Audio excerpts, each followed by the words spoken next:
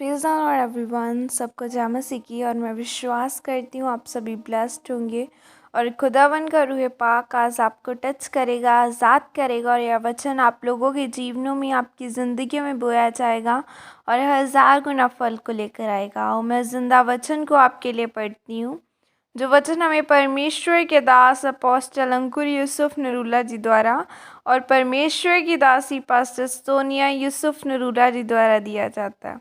आओ मैं जिंदा वचन को आप सभी लोगों के लिए पढ़ती हूँ।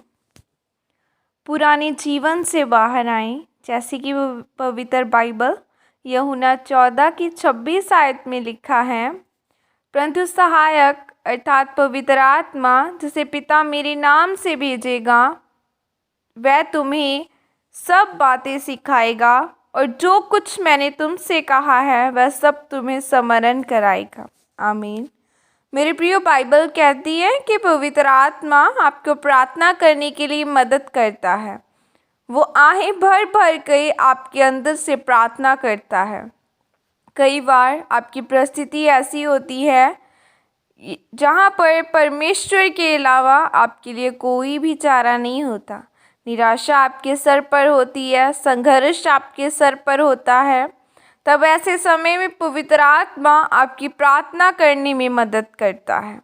बाइबल में हम देखते हैं कि जब याकूब के बेटों ने अपनी बहन दीना के बलात्कारी लोगों को मार दिया, तो याकूब को यह बात पता थी और कि अब यह लोग मेरा पीछा करेंगे और हमें मार डालेंगे। इसलिए वो लोगों के पास गया और उनसे कहा कि जितने पराये देवता तुम्हारे बीच में हैं उन्हें निकाल फेंको, वो सब काम छोड़ दो और वस्त्र शुद्ध कर लो, यानी अपनी गंदी आदतों को छोड़ दो, और हम बेतेल में परमेश्वर के लिए एक वेदी बनाएंगे, तभी हम बच पाएंगे।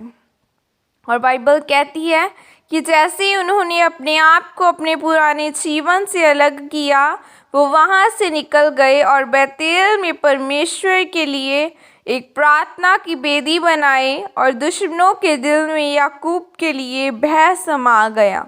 उन्होंने उनका पीछा नहीं किया, बावजूद इसके कि वो लोग याकूब से कई गुना मजबूत थे, कई गुना ताकतवर थे।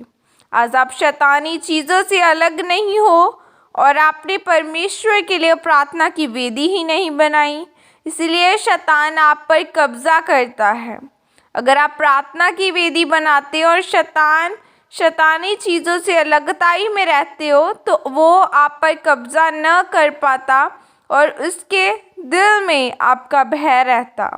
आपका कैंसर मजबूत हो सकता है, आपकी बीमारी मजबूत हो सकती है, गुर्दे फेल हो सकते हैं, लेकिन अगर आपने अपने आप को पुराने पाप से अलग कर दोगे और आप प्रार्थना के विषयों पर प्रार्थना करेंगे, तो आप अपने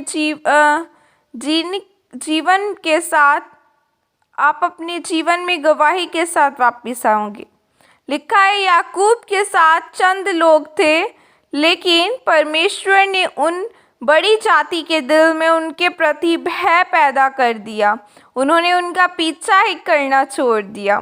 इसीलिए आज आपको केवल परमेश्वर पर भरोसा रखने की ज़रूरत है।